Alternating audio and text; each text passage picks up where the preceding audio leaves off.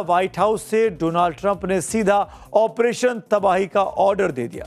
लेकिन अमेरिका के इस खौफनाक प्रहार का ईरान के सुप्रीम लीडर मुस्तफा खामेनेई ने ऐसा बदला लिया है जिसने पूरी खाड़ी को बारूद के ढेर पर फिर से लाकर खड़ा कर दिया है। जॉर्डन से लेकर कुवैत और बहरीन तक अमेरिकी सैन्य ठिकानों पर ईरान की बैलिस्टिक मिसाइलें ताबड़तोड़ हमले कर रही हैं।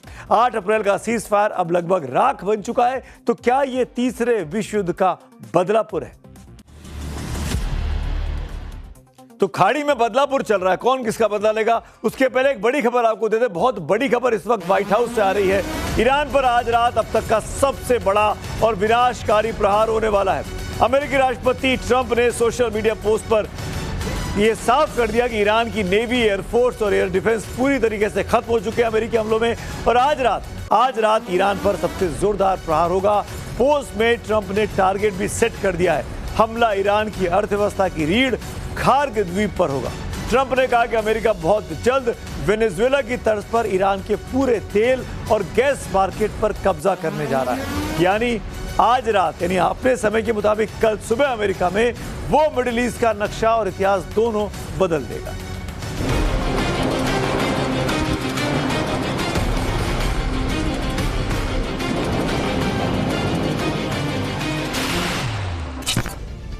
रात का तीसरा पहर जब पूरी दुनिया सो रही थी, तब अमेरिकी सेंट्रल कमांड के लड़ाकू विमानों ने रडार को चकमा देते हुए ईरान की सीमा में एंट्री की। टारगेट सेट था, निशाने पर कोई आम इमारतें नहीं, बल्कि मोस्तबा के कंट्रोल वाले ईरान के सबसे मजबूत एयर डिफेंस और कम्युनिकेशन नेटवर्क थे। अमेरिका का दावा है कि IRGC का नर्व सेंटर पूरी तरह तबाह कर दिया गया। ईरान के केश्म द्वीप, बंदर अब्बास, मिनाब और सिरीक में एक के बाद एक कई बड़े धमाके हुए। ट्रंप ने साफ कर दिया कि परमाणु समझौते पर ईरान जानबूझकर देरी कर रहा था। अमेरिका को दबाव बढ़ाना था और अपाचे हेलीकॉप्टर के गिरने ने वो चिंगारी दे दी। अमेरिका का ऑपरेशन स्ट्राइक पूरा हो चुका है, लेकिन सेना अलर्ट पर है। वे हमें बार बार टालते रहते हैं, वे हमें बेवकूफ बनाते रहते हैं, लेकिन हमने कल उन पर जोरदार हमला किया और आज हम उन पर फिर से जोरदार हमला करने वाले हैं। और हम देखेंगे कि डील के साथ क्या क्या होता है। हम डील के बहुत करीब थे। लेकिन अमेरिका के इस वार के पलटवार में मुस्तफा खामेनेई की कमान में IRGC ने वो किया है जिसकी किसी ने कल्पना नहीं की थी। अमेरिका ने ईरान की धरती पर वार किया तो ईरान ने पूरे पश्चिम एशिया में फैले अमेरिकी ठिकानों को आग के हवाले कर दिया। बदले की आग में जलते ईरान ने एक नहीं, दो नहीं, बल्कि 18 अमेरिकी बेसों पर एक साथ धावा बोल दिया है। ईरानी सरकारी न्यूज एजेंसी IRNA के मुताबिक एयरोस्पेस फोर्स ने अमेरिका की कमर तोड़ने के लिए जॉर्डन, कुवैत और बहरीन में बैलिस्टिक मिसाइलों का मुंह खोल दिया। जॉर्डन के अल अजराक एयरबेस और मुवाफक अल सल्ती एयरबेस पर 12 बैलिस्टिक मिसाइलें दागी। कुवैत के अली अल सलेम और अहमद अल जाबेर एयरबेस पर ड्रोन और मिसाइल अटैक हुआ। बहरीन में शेख खीसा एयरबेस पर भीषण हमला हुआ।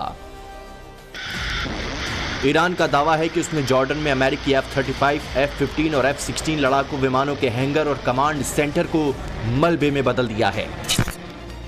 हालांकि जॉर्डन की सेना ने 5 मिसाइलों को मार गिराने का दावा किया है, लेकिन आसमान से गिरता मलबा बता रहा है कि तबाही बहुत बड़ी है।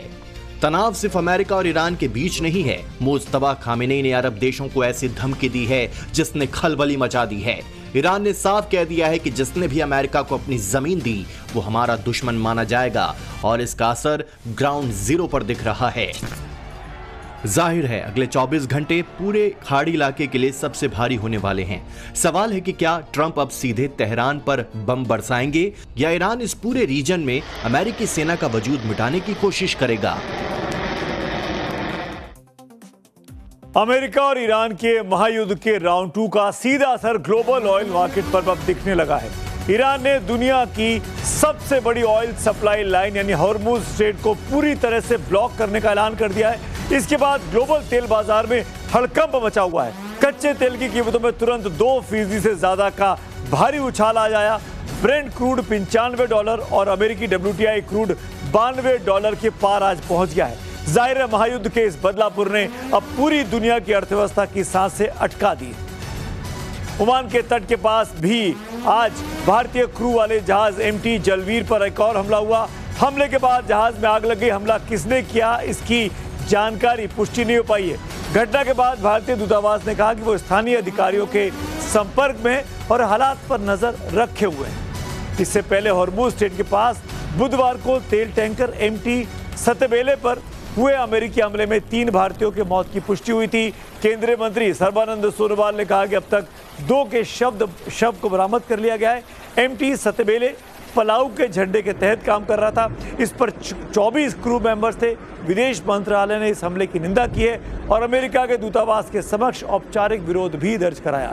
इसे लेकर अमेरिकी सेना ने कहा था कि सतबेले जहाज ईरानी तेल लेकर जा रहा था। उसने चेतावनियों की अनदेखी की, जिसके बाद उस पर हमला किया गया।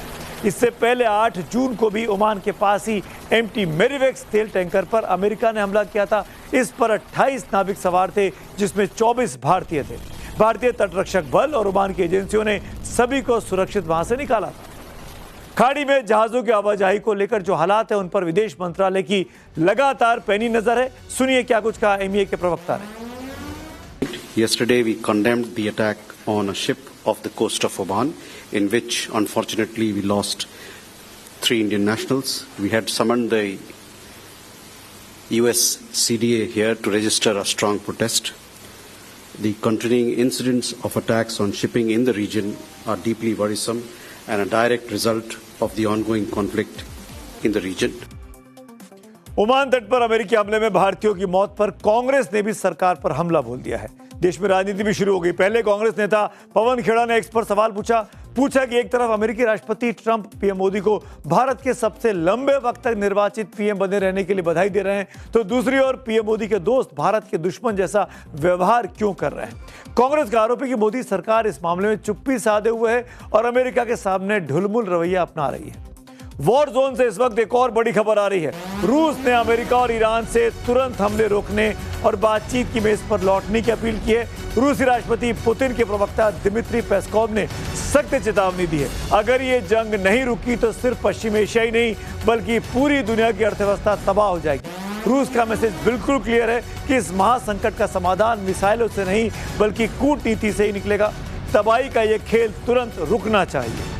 खाड़ी में जारी ताजा हालात पर चीन का भी अब रिएक्शन सामने आ गया है। चीन ने पश्चिम एशिया में फौरन हमले रोकने की अपील की है। चीनी विदेश मंत्रालय ने ईरान अमेरिका से संयम बरतने की मांग करते हुए कहा कि तबाही का यह खेल अब तुरंत बंद होना चाहिए। इस बीच पाकिस्तान के कब्जे वाले जम्मू कश्मीर यानी POJK में पाक सेना का एक MI-17 हेलीकॉप्टर क्रैश हुआ है। हादसा मुजफ्फराबाद के पास उड़ान भरने के कुछ ही देर बाद हुआ। हेलीकॉप्टर में सवार सभी 21 सैनिकों के मारे जाने की खबर है। शुरुआती जानकारी के मुताबिक ये सुरक्षाकर्मी POJK के नीलम घाटी सेक्टर जा रहे थे, जहां पर कथित विधानसभा की 12 आरक्षित सीटों को लेकर इन दिनों जमकर विवाद चल रहा है। इस वजह से जनरल आसिम मुनीर वहां पर एक्स्ट्रा सैनिक तैनात कर रहे हैं। रविवार को रावलकोट में प्रदर्शनकारियों और पुलिस के बीच भी झड़पों में कम से कम 11 लोगों की मौत हुई थी। इसके बाद पूरे एरिया में लगातार सुरक्षा बलों की तैनाती बढ़ाई जा रही है। फील्ड मार्शल आसिम मुनीर ने हेलीकॉप्टर क्रैश की जांच का आदेश अब दे दिए हैं। इन दिनों अफ्रीकी देश केनिया की एक ताजा अपडेट आपको दे देता हूं। ये बहुत इंपॉर्टेंट खबर है। कीनिया में एक नारा खूब लग रहा है, कीनिया कोई अमेरिकी उपनिवेश नहीं है। राजधानी नैरोबी की सड़कों पर गूंजते इस नारे ने अमेरिका की नींद उड़ा दी है। यहाँ के नेनेयुकी में सड़कों पर जनता उतर आई है, प्रदर्शन किए जा रहे हैं, हालात बेकाबू होते जा रहे हैं। पुलिस की गोली से 3 प्रदर्शनकारियों की मौत भी हुई है।